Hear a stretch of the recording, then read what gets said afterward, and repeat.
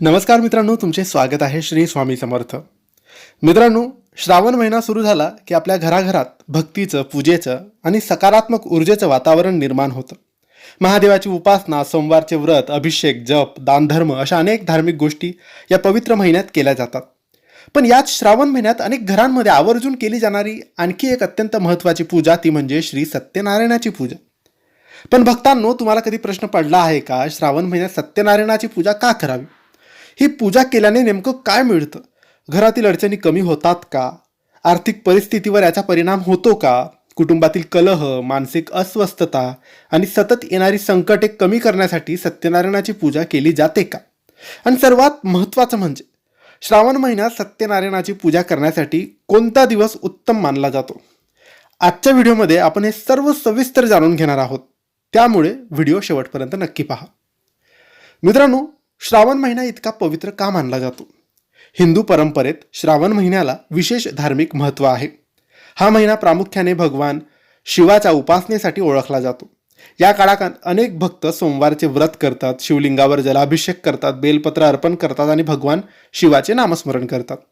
परंतु श्रावण महिन्यात केवळ महादेवाच्या उपासनेपुरता मर्यादित नाही.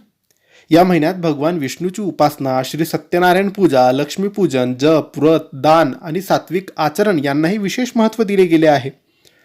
श्री सत्यनारायण हे भगवान विष्णूचेच एक पूजनीय स्वरूप मानले जाते. सत्य म्हणजे सत्य आणि नारायण म्हणजे भगवान विष्णू. म्हणून सत्य, श्रद्धा आणि भक्तीने भगवान नारायणाची केलेली उपासना म्हणजे सत्यनारायण पूजा असा यामागील व्यापक धार्मिक भाव समजला जातो. श्रावणात सत्यनारायण पूजा का करावी? भक्तांनो, आपल्या आयुष्यात अनेकदा अशी परिस्थिती येते की आपण खूप प्रयत्न करत असतो, पण मनासारखं यश आपल्याला मिळत नाही. कधी घरात सतत लहान मोठ्या अडचणी निर्माण होतात, कधी पैसा येतो पण टिकत नाही, कधी कुटुंबातील व्यक्तींमध्ये गैरसमज वाढतात, कधी सर्व काही व्यवस्थित असूनही मनाला समाधान मिळत नाही. अशा वेळी देवाची उपासना म्हणजे केवळ एखादी इच्छा पूर्ण करण्याचं साधन नाही. उपासना आपल्या मनाला स्थैर्य, श्रद्धा आणि सकारात्मक दिशा देण्याचं माध्यम आहे. आणि म्हणूनच श्रावणासारख्या पवित्र महिन्यात संपूर्ण कुटुंबाने एकत्र बसून श्री सत्यनारायणाची पूजा करणं अत्यंत मंगल मानलं जातं. मित्रांनो, सत्यनारायणाच्या पूजेच्या दिवशी घर स्वच्छ केलं जातं, देवघर सजवले जाते, फुले, दिवे, धूप, नैवेद्य यांची तयारी केली जाते. कुटुंबातील सदस्य एकत्र येतात, भगवान विष्णूचे स्मरण केले जाते, सत्यनारायणाची कथा ऐकली जाते, आरती केली जाते आणि प्रसाद वाटला जातो.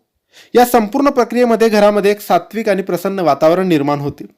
आजच्या धावपळीच्या जीवनात संपूर्ण कुटुंबाने काही काळ एकत्र बसून देवाचे नामस्मरण करणे ही देखील खूप महत्त्वाची गोष्ट आहे. अनेकदा समस्या बाहेर कमी आणि आपल्या मनामध्ये जास्त असतात. उद्याचं काय होईल, पैशाची व्यवस्था कशी होईल, नोकरी मिळेल का, व्यवसाय वाढेल का, मुलांचं भविष्य कसं असेल, अशा अनेक चिंता मनात सुरू असतात. पूजा, जप आणि नामस्मरण केल्याने मन काही काळ चिंतांपासून दूर जाऊन सकारात्मक गोष्टींवर केंद्रित होतं. त्यामुळे मानसिक शांतता अनुभवण्यास मदत होऊ शकते. म्हणून सत्यनारायणाची पूजा करताना फक्त इच्छा मागू नका. भगवंताला एवढंच म्हणा, हे नारायणा, माझ्या आयुष्यात जी परिस्थिती आहे ती योग्य प्रकारे स्वीकारण्याची बुद्धी आणि योग्य निर्णय घेण्याची शक्ती मला दे. सत्यनारायणाची पूजा शक्यतो संपूर्ण कुटुंबाने एकत्र करावी. पती पत्नी, आई वडील, मूल आणि घरातील इतर सदस्य एकत्र बसून कथा ऐकतात. त्यामुळे पूजेचा धार्मिक भाग तर होतोच, पण त्यासोबत कुटुंबाला एकत्र वेळ घालवण्याची संधी देखील मिळते.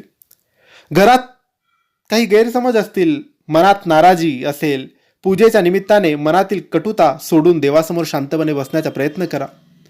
देवाची पूजा करून बाहेर आल्यानंतर पुन्हा त्याच व्यक्तीबद्दल द्वेष ठेवण्याच्या उपासनेचा खरा अर्थ राहत नाही. श्रद्धेबरोबर आपल्या वागण्यातही बदल झाला तर पूजेचा अर्थ अधिक सुंदर होतो. अनेक लोक सत्यनारायणाची पूजा आर्थिक स्थैर्य आणि समृद्धीसाठी करतात, परंतु येथे एक गोष्ट लक्षात ठेवली पाहिजे. पूजा केली म्हणजे दुसऱ्या दिवशी अचानक पैसा मिळेल, कर्ज संपेल किंवा व्यवसाय दुप्पट होईल अशी हमी धर्मग्रंथ सुद्धा देत नाही. पूजा श्रद्धेचा विषय आहे. आपल्या आर्थिक परिस्थितीसाठी प्रार्थना जरूर करा, पण त्यासोबत योग्य नियोजन, मेहनत, बचत आणि योग्य निर्णय देखील आवश्यक असतात. भगवान नारायणाकडे अशी प्रार्थना करा, माझ्या घरात अन्नधान्याची कमतरता पडू देऊ नका, प्रामाणिक मार्गाने धन मिळण्याची बुद्धी द्या आणि मिळालेल्या धनाचा योग्य उपयोग करण्याची समृद्धी द्या. मित्रांनो, सत्यनारायण पूजेच्या कथा ऐकण्याला विशेष महत्त्व दिले जाते. या कथांमधून श्रद्धा, सत्य सत्याचरण, दिलेल्या वचनाची आठवण आणि अहंकारापासून दूर राहण्याचा संदेश आपल्याला मिळतो. या कथांमधून श्रद्धा तर मिळतेच, पण फक्त कथा ऐकून सोडायची नाही. कथेला आत्मसात करायचं, कथेमध्ये काय दिलेलं आहे ते आपण करायचं. सर्वात महत्त्वाचा प्रश्न तो म्हणजे श्रावण महिन्यात सत्यनारायणाची पूजा नेमकी कधी करावी. परंपरेनुसार पौर्णिमेला सत्यनारायणाची पूजा केली जाते. त्याशिवाय कुटुंबाच्या परंपरेनुसार आणि स्थानिक पंचांगानुसार योग्य तिथी शुभ दिवस निवडून पूजा आपण करावी. तर सत्यनारायणाची पूजा प्रत्येकाने श्रावण महिन्यात एकदा तरी नक्की करावी. ही माहिती आवडली असेल तर लाईक करा, शेअर करा, आमच्या चॅनलला सबस्क्राईब करा. धन्यवाद.